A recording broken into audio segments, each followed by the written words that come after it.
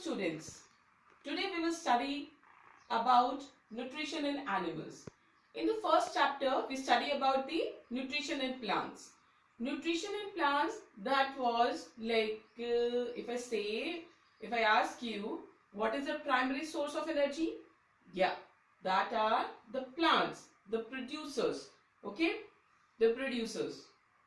Now we will discuss about different modes of nutrition, the plants which are taken by different organisms around us. For example, if I talk about what are herbivores, carnivores and omnivores, are you able to tell me about this? Yes, I know. Few of you know about this, but I'll explain you. See, herbivore is an animal which depend on the green plants, and carnivores, they are dependent on the herbivore animals, and the omnivores which depend on plants as well as animals. I think it is clear to you. Herbivore, we can take example like cow is eating a grass. So cow is a herbivore.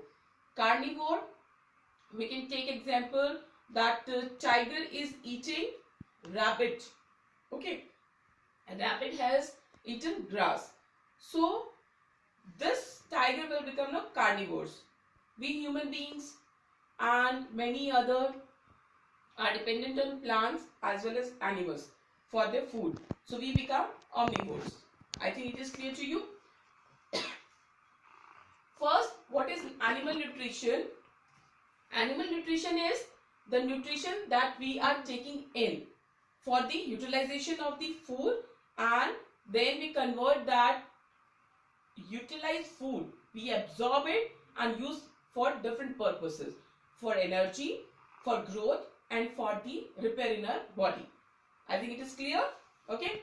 Further in this chapter we will include different ways of taking in food, because it's not like humans, they are hand to mouth they are taking their food.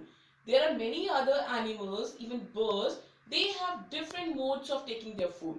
Okay, this we will discuss in this topic. Next, digestion and alimentary canal. Before we go to this chapter, we should know what do you mean by the digestion and what is alimentary canal.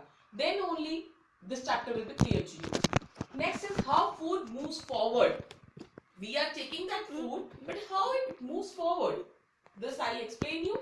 Then human digestive system, it includes various parts. It starts from mouth, then esophagus, then the stomach, small intestine and large intestine. Okay.